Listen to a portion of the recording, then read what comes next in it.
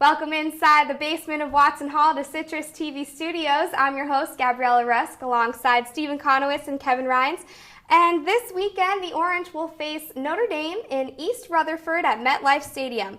Will the Orange be lucky this weekend, guys? Well, it is a night game, so they'll have to hope that they do get lucky. They'll be trying all night in reference to the Daft Punk song. Of course, and Syracuse fans hope that they can win the game. So let's see what happens. You know, it's going to be a big game over in prime time for the Orange. I was referencing the Irish, but let's take a look at the last time these two teams met. It was 2008, very, very close game, 1 point, but it tied the series between the two, so they're 3-3 apiece.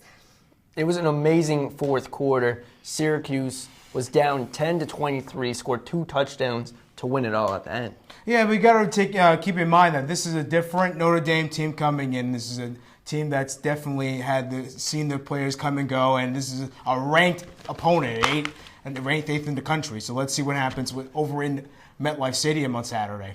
Yeah, and so Notre Dame is ranked, so Syracuse isn't. What do the Orange need to do to bounce back from that loss against Maryland? I think Syracuse definitely needs to focus on the front seven with players like Robert Welsh, Jyshawn Davis, Cam Lynch, all for Syracuse. They need to apply pressure to Everett Golson, the quarterback for Notre Dame. He likes to run outside of the pocket a lot, so he's going to have to, Syracuse is going to have to apply a lot of pressure to him, see if they can get a hit on him, and then that'll just help them down the line. Yeah, I think the offense needs a little bit patching up. They had a couple of chances in the red zone that they didn't capitalize on. They lost by 14 points. So in terms of working this week on practicing the red zone offense, I think it's very important for Syracuse.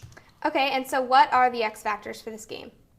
Well, I'm going to have to say the Syracuse front seven, once again, they're going to have to apply a lot of pressure to Syracuse, or to Notre Dame rather, and Everett Golson is going to be running around a lot, making plays. They got to focus on getting the ball out of his hands. Yeah, my X factor would be Terrell Hunt, and can he not make the mistakes that he did in the red zone on Saturday? Can he not throw a bad interception? Can he lead the offense into the end zone? That's going to be very important because you're going to face a very dynamic defense in Notre Dame. So if he can do all that, then the Syracuse could definitely have a chance of winning this game.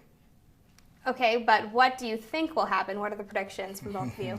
Well, Syracuse fans are not going to be happy. I have Notre Dame winning 35-17. Notre Dame being number 8 in the country. It's not going to look pretty for Syracuse. Plus, the Irish will have a lot of fans down there in East Rutherford. So I think with all those factors, it has to come out to a pretty easy win for Notre Dame. I hope the pitchforks don't come out after me because I think the Syracuse is going to lose too. 37-14 is my score for Notre Dame winning the game. I just think Notre Dame's offense is very good, and they're going to go up and down the field on Syracuse's secondary with Julian Wickham not playing all that great against Maryland. So I think Notre Dame's going to take this one. Yeah, pretty similar scores between us too. Yeah, very similar. Not happy for Syracuse fans. No. Well, we'll have to see what happens. But in the meantime, you guys can follow us on Twitter at Cuse Countdown and at CitrusTV Sports for all your live updates leading up to the game. We hope you guys have a great night. For Stephen and Kevin, I'm Gabriella Rusk.